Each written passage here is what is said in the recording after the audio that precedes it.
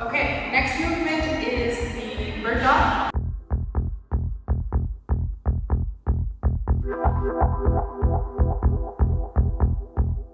And this is an ab, lower back, and balance exercise.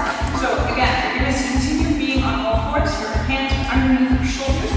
You're going to put your head down, take a deep breath in, and when you breathe out, pull your abs in order to have balance.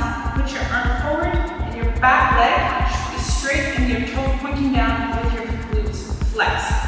Take it in, switch. Try to avoid turning your leg up too high or turning it down, turning it around so you lose balance right away. The idea is to come up, find center point, come back in. Breathe in and then out, the way out here. Breathe in.